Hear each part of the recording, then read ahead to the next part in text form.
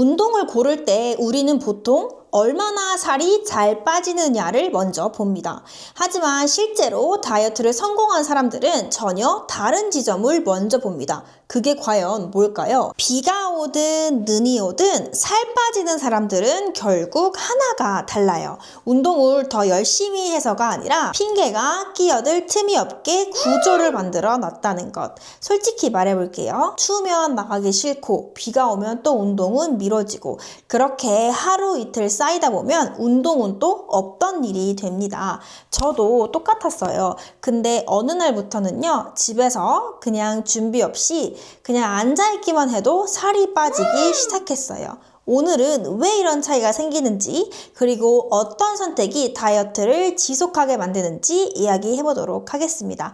또한 영상 마지막에는 이번 겨울에 진짜 다이어트에 무조건 감량할 수 있는 식단을 고정 댓글에 정리해 둘게요. 꼭 확인해서 이번 겨울에 다이어트에 꼭 성공하세요. 운동을 고를 때 우리는 보통 얼마나 살이 잘 빠지느냐를 먼저 봅니다.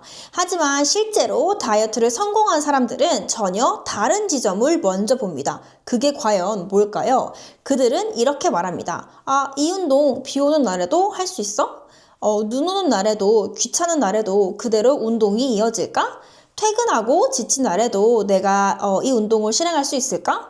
우리의 생활은 늘 변수투성이고 날씨는 우리가 통제할 수 없는 영역이죠. 그래서 오늘 이야기의 중심은 운동의 강도가 아니라 날씨, 시간, 컨디션 같은 작은 생활 변수 앞에서도 운동을 미루지 않게 만드는 구조입니다. 이 관점으로 보면 운동 방법들은 자연스럽게 걸러지기 시작해요. 먼저 야외 러닝. 요즘 야외 러닝 많이 하시죠? 효과는 분명 좋습니다. 하지만 몰아치는 바람, 비, 특히 눈, 미세먼지 앞에서 오늘은 쉬자라는 말이 너무 쉽게 나오죠. 헬스장도 마찬가지죠. 날씨가 안 좋을수록 이동 자체가 큰 장벽이 됩니다. 결국 우리는 결제만 해놓고 헬스장 출석은 줄어들게 되죠. 헬스장 가는 날이 사실 이벤트가 돼버리는 날도 많습니다. 고강도 홈트는요, 운동을 처음 시작하는 초보자에게 고강도의 홈트는 조금 무리일 수 있죠. 그리고 날씨의 영향은 덜 받아도 내 몸 컨디션의 영향은 굉장히 크게 받습니다. 조금만 피곤해도 오늘은 건너뛰자가 되기 십상이죠. 이 방식들의 공통점은 하나입니다. 날씨나 내 컨디션이 오늘 운동 여부를 결정한다는 것. 그래서 결국 남는 선택은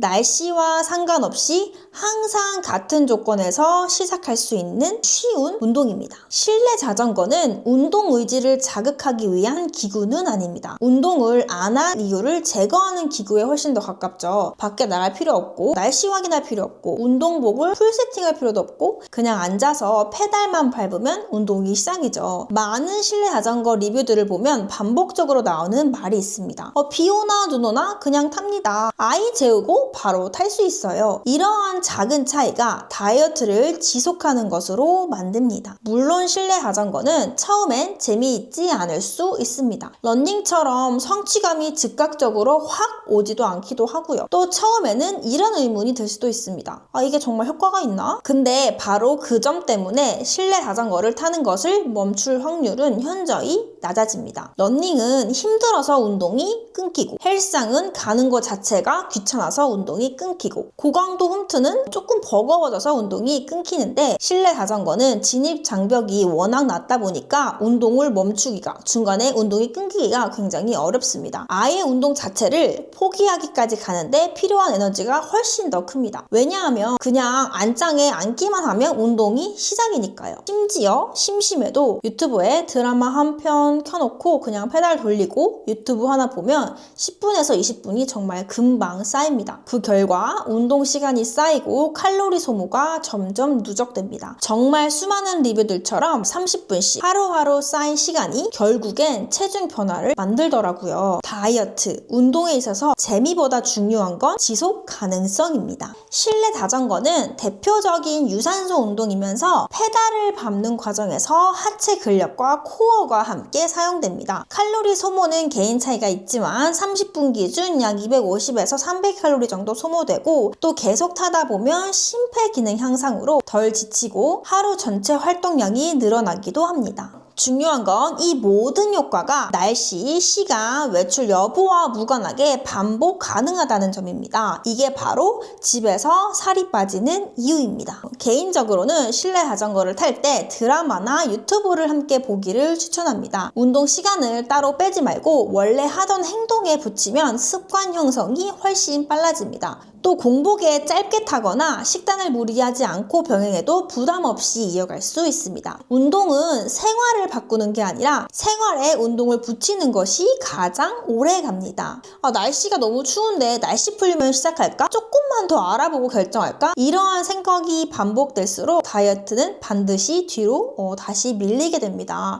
날씨는 매일 바뀌고 완벽한 타이밍은 절대 오지 않으니까요. 그래서 결국 비가 와도 눈이 와도 계속 꾸준히 운동을 할 수 있는 구조를 만드는 게 먼저입니다. 지금 시작하면 오늘 바로 한 번은 탈 수 있습니다. 10분이어도 좋아요. 미루면 또 한 달이 금방 훅 지나갑니다. 살이 빠지는 사람과 계속 고민만 하는 사람의 차이는 결심이 아니라 언제 시작하냐, 시작 시점입니다. 그리고 여러분, 추운 겨울에 다이어트 진짜 힘들죠. 그래서 제가 이번 겨울에도 질리지 않는 한 달 식단표를 만들었습니다. 그냥 한 달 식단표가 아니라 실내 자전거랑 같이 병행하면 꼭 성공할 수 있는 다이어트 식단표입니다. 또 겨울에 성공적인 10kg 감량을 해본 제가 여러분께 도움이 될 만한 식단을 정리해 보았습니다. 겨울에도 질리지 않는 30일 따뜻한 포만감 있는 식단 플랜과 그대로 따라사기만 하면 되는 장보기 리스트랑 대체식도 제가 준비를 해봤거든요. 이 식단은 동영상 아래 고정 댓글 링크로 오시면 무료로 드릴게요. 그대로라면 이번 겨울에 다이어트가 실패로 돌아올 틈이 없습니다. 다이어트는 날씨와 싸우는 게임이 아닙니다.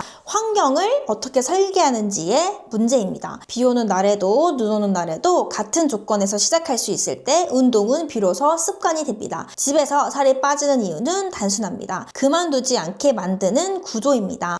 앞으로도 여러분이 똑똑하게 다이어트 할 수 있도록 진짜 도움이 되는 것들만 공유하도록 하겠습니다. 구독과 좋아요 눌러주시고 이번 겨울은 저와 다이어트 꼭 함께 해요 여러분. 이번 영상도 시청해주셔서 감사합니다.